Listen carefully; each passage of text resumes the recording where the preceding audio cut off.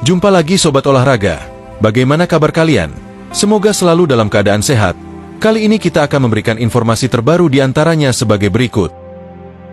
Cedera Kevin Dix buka peluang Asnawi, Kluivert harus cepat ambil keputusan. Setelah 4 tahun bersama Sabah FC, Sadil Ramdhani pamit. Apakah Persib Bandung menjadi tujuan selanjutnya? Tapi sebelum lanjut ke berita utama, ada baiknya bantu support channel ini dengan cara subscribe agar saya tambah semangat bikin kontennya. Terima kasih. Waktu terus berjalan, dan Timnas Indonesia bersiap menghadapi 2 laga terpenting dalam sejarah sepak bola tanah air. Pada bulan Juni mendatang, skuad Garuda akan bertarung habis-habisan melawan Cina di Jakarta, lalu melanjutkan tantangan berat kontra Jepang di kandang lawan. Kedua pertandingan ini akan menentukan apakah mimpi tampil di Piala Dunia 2026 masih bisa diraih atau harus kandas di ambang pintu.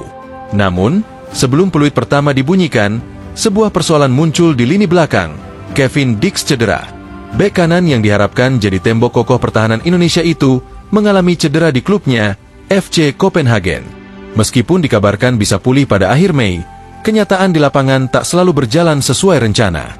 Pemulihan bukan sekadar tentang tanggal, melainkan kesiapan fisik dan mental untuk langsung tampil optimal di pertandingan super krusial. Melihat kondisi ini, pelatih Patrick Kluivert tak boleh bersandar pada harapan semata. Ia perlu menyiapkan plan B, dan satu nama yang pantas masuk radar utama adalah Asnawi Mangkualam. Bek kanan milik Port FC itu tidak asing bagi Timnas Indonesia. Ia sudah membela Merah Putih di berbagai level, dan bahkan pernah menjabat sebagai kapten. Di Liga Thailand, performanya cukup stabil. Ia tampil reguler, punya ketahanan fisik, dan mental bertarung yang teruji. Dalam kondisi saat ini, Indonesia butuh pemain yang bukan hanya siap secara teknis, tapi juga sudah menyatu dengan atmosfer skuad. Namun, satu hal cukup mengundang tanya. Dalam 2 laga uji coba terakhir melawan Australia dan Bahrain, nama Asnawi tidak muncul di daftar pemain. Ini memunculkan spekulasi, apakah ia memang tersisih, atau justru sengaja disimpan sebagai bagian dari rencana besar Kluivert? Beberapa pengamat mulai angkat bicara. Salah satunya adalah Gusnul Yakin, analis sepak bola kawakan. Ia menilai Asnawi adalah opsi paling masuk akal jika Dix belum siap. Gusnul menyarankan agar Kluivert tidak berjudi hanya dengan satu pemain. Menurutnya, Asnawi punya bekal pengalaman dan pemahaman yang cukup untuk segera beradaptasi dengan sistem permainan sang pelatih asal Belanda. Asnawi memang bukan satu-satunya pilihan. Sandy Walsh juga tersedia, namun performanya belum sepenuhnya stabil setelah cedera. Jika melihat statistik musim ini, Asnawi justru lebih konsisten, baik dari sisi menit bermain maupun kontribusi ke permainan. Yang menarik dari Asnawi adalah gayanya yang lugas dan penuh energi. Ia bukan tipe pemain yang pasif. Ia berani naik membantu serangan dan tak segan duel 1 lawan 1. Tapi tentu, ia juga perlu menjaga ritme permainan agar tidak meninggalkan lubang di belakang. Keseimbangan antara menyerang dan bertahan jadi kunci, apalagi saat menghadapi lawan sekelas Jepang yang punya kecepatan tinggi di lini depan. Aspek lain yang tak kalah penting adalah mentalitas. Asnawi punya semangat juang dan rasa cinta besar terhadap timnas. Jika kembali dipanggil di momen penting seperti ini, bisa dipastikan ia akan memberi segalanya di lapangan. Patrick Kluivert kini berada di titik krusial. Ia harus segera menentukan siapa yang layak mengisi pos bek kanan jika Dix belum siap. Dan dari semua opsi yang ada, Asnawi tampaknya adalah jawaban yang paling logis. Seorang pemain yang tak butuh waktu lama untuk nyetel, punya pengalaman, dan siap tempur. Dalam sepak bola, ketepatan waktu dalam membuat keputusan bisa menentukan hasil akhir. Dan kali ini, Timnas Indonesia tak boleh ambil risiko yang tak perlu. Setelah 4 tahun bersama Sabah FC, Sadil Ramdhani pamit. Apakah Persib Bandung menjadi tujuan selanjutnya?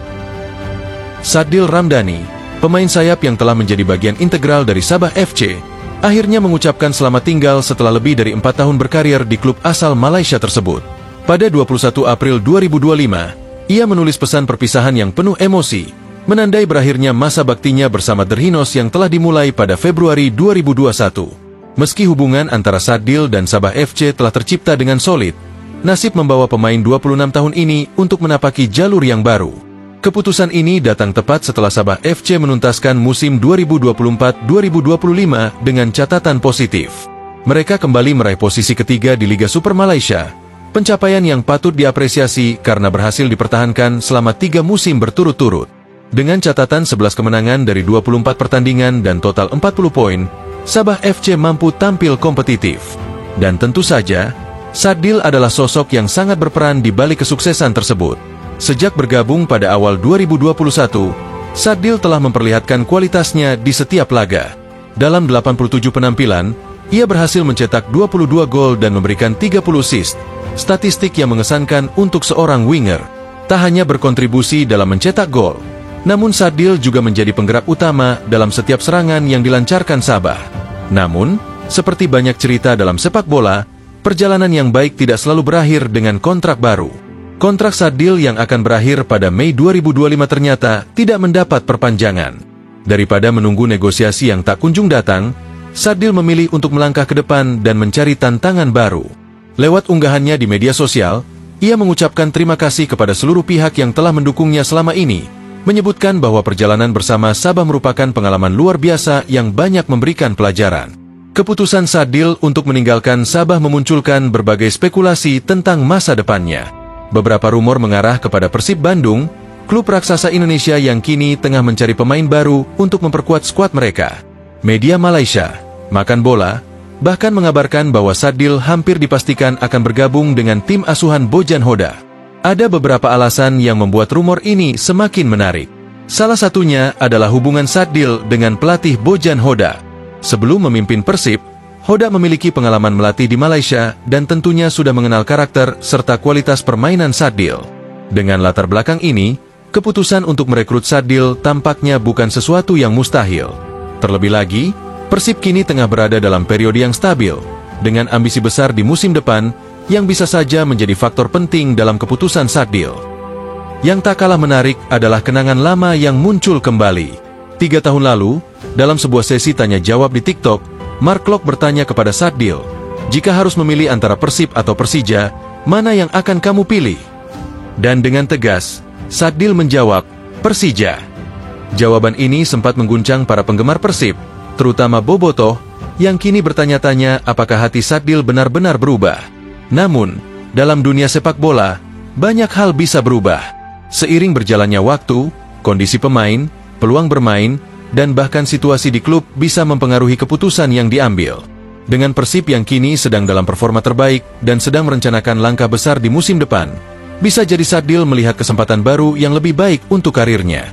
Kehadiran pelatih yang sudah mengenalnya tentu akan semakin mempermudah transisi Sadil ke dalam sistem permainan Persib. Dari sisi timnas Indonesia, Sadil juga tetap menjadi bagian penting. Meski berkiprah di luar negeri, ia telah mencatatkan 26 penampilan bersama skuad Garuda dan menyumbangkan 2 gol.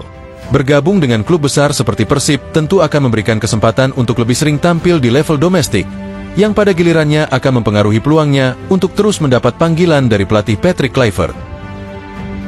Nah, demikianlah video kita kali ini. Semoga bermanfaat buat kalian semua. Akhir kata saya izin pamit. Terima kasih.